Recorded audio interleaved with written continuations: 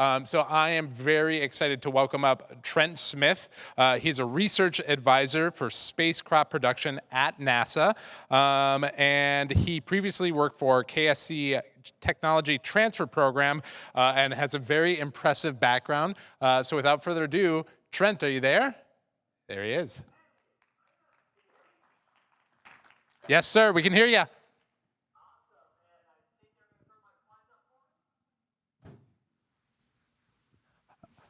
Are you able to turn on the slides? I think they're getting them pulled up for you.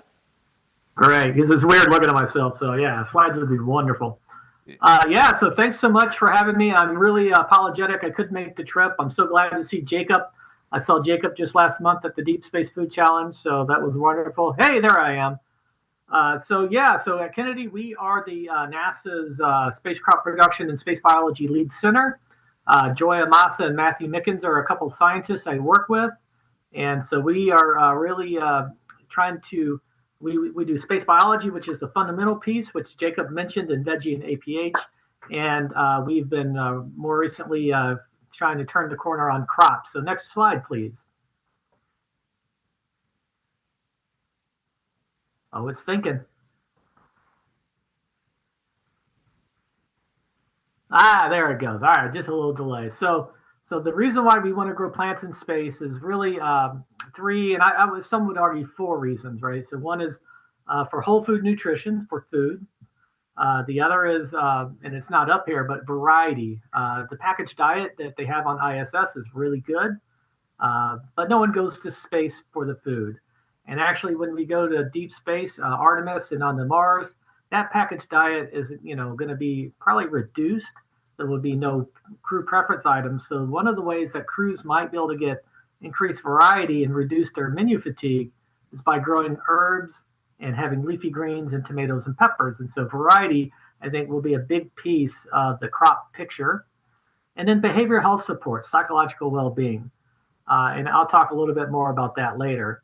And then as you scale up, as you get more earth independent and you have more plants growing in your vehicle or hab, then they can start taking up the CO2 and producing the oxygen.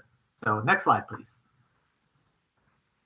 And you can click a couple more times, but really there we go. In the near term, we're looking just to supplement the prepackaged diet with fresh, nutritious, safe to eat food. And then as you get more earth independent, then you would start replacing some of the calories and macronutrients with staple crops like wheat, soybeans, and peanuts, things like that. But those require processing and equipment, and so that would be an opportunity for automation. So in the near term, pick and eat, and then as you get longer and longer or more earth independent, you can add more crops to the diet. So next slide. And this is sort of a roadmap on how we think this is going to play out. This is sort of the game plan here. We have ISS, we have Gateway, surface of the moon, right? And then there's going to be a transit vehicle to Mars and the Mars HAB. So, the things that we learn in microgravity on ISS apply to Mars transit. Artemis 3 is actually going to hand deliver a space biology plant experiment to the moon. And we actually have a couple scientists here working on that. And so the things that we learn on the moon will teach us about Mars. And so that's sort of the game plan here. You can see the integrated picture there. Next slide, please. And as Jacob mentioned, on ISS today, we have Veggie and APH. So the top photos you see are the Veggie. So Veggie's very low power, very simple. It's like 70, 80 watts. I was the Veggie project manager for 7 years. And we were growing crops and just learning how to grow and eat our crops using Veggie. Advanced Plant Habitat is more of a plant physiology lab, has 180 sensors. We can control temperature, humidity, CO2. It can scrub out VOCs. It's very, very advanced. And so for crop production, it's way overpowered, right? We don't need all that for crop production. Veggie is very simple. It's a sort of a little garden. Not very efficient for crop production because it uses in those pillows you see over there by Peggy Whitson that the plants are coming out of there. We use an arsenite, which is a baked clay, and it's heavy and it's not reusable. So, now we're designing the next generation system called Ohalo. And that is the idea is continuous crop production where we can just keep reusing either the media or use aeroponics. Next slide. There we go. So, one of the things that we notice, when we have fresh crops and there's harvest, they get a lot of stuff out of the pantry and make a lot of different dishes. And so one of the outputs I think of crops is not the whole food nutrition. I talked about the variety, but it's really about the number of meals the crops can touch and change and augment. So that really gets to the heart of the variety aspect. And so I think the picture over there with the bags of produce and the cosmonaut with his thumbs up really says it all. And the behavioral health, you see the astronauts over the right, Christina, and they just really enjoy the plants. And so that's the psychological health aspect. It helps keep connection to the earth. Next slide. And more to the point, it actually has aromas and memories of the earth. So you can understand when you're on your way to Mars and Earth is getting smaller and smaller and smaller, how important it might be even to have a small garden where you have the smells and the look of home when you're in this artificial environment. You can see the picture on the right, all the hoses, cables, and metal and plastic, right? It's very artificial, but to have something natural growing with you really has an impact. Next slide. Not everything goes well. So this is what happens if you lose power to your fan and don't know it. So in 2015, this is veggie. We were growing zinnias. So we wanted to make sure that we could get flowers to grow because we have plans for fruit. We weren't sure yet on food safety because we had just completed our first red romaine grow out then. So we had chose to grow some flowers because we didn't think the astronauts would probably eat it. And we just wanted to test flowering. But we actually had a fan issue. The fan was not on. We had a power loss. And so for about a week or two, there were no fans. And so a lot of you probably know in microgravity, there's no convection. There's no buoyancy-driven flow. And so what that means is if I am just an astronaut with no fans blowing around and I'm just breathing, I end up with a bubble of CO2 around my head and become a very unhappy astronaut. If you boil fluid in microgravity, here the bubbles will start at the hot surface. They'll grow and then they'll nucleate and pop up. In microgravity, they just sort of form a ball and they don't go anywhere, right? There's no driving force to make it go up. And so what happens with plants, if you don't have good airflow, because they're pumping out water, they can get 100% humidity around the leaves, and you don't get good airflow, and you get very stressed out plants. In this case, we actually had watering issues and very stressed out plants. And about, we knew we needed to get the fan turned to high. I wasn't sure what was going on, but we knew we had to dry out the plants when we saw the guttation on the left. And we didn't, you just can't call up the astronauts and tell them to turn the fan up. We had to go through a process. And by the time we were going to get the fan turned on, actually got a call down from Scott Kelly that something funny was growing on the plants. And sure enough, there was fungal contamination growing on the stressed out plants. We actually got a lot of lessons learned out of this experiment. Next slide. And one of the main things that I thought I had a picture of the flower. Sorry. But we actually learned that early intervention was important. And actually, Scott Kelly ended up taking care of the flowers on his own. And he saved two of the flowers, two of the plants, and we lost two of the plants. And he took those flowers all around. It was really powerful to see how much he connected with the flowers. And so that research led to the chili pepper research you see here in advanced plant habitat. And so these were improved Espanola peppers, which are a hybrid between a Hatch Valley chili and a mountain chili. And so you wanted to cross in the mountainside to shorten the time to flower and time to fruit. And we actually they made space tacos. So this is a good success here. Next slide.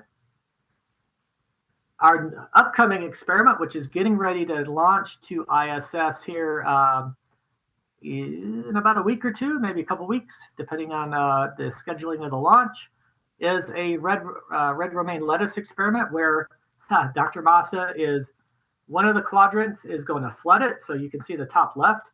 So we're going to flood the plants. On the top right, there's supposed to be the happy medium plants where they're getting just enough water, but not too much, not too little.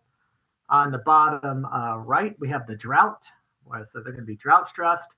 And then on the bottom left, these are going to be ones that we water well up until about 2 weeks, and then they're going to go through different intermittent flood drought cycles.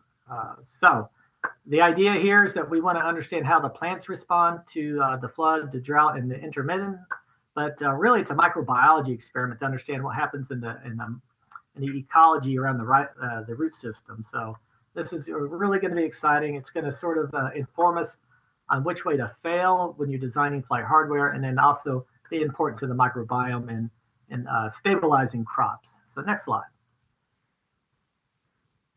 So there's a lot of words here, but really the main takeaway here, and that's the title of the slide, is astronauts enjoy having fresh food just like we do at home, and they enjoy the enjoyable tasks just like we do at home.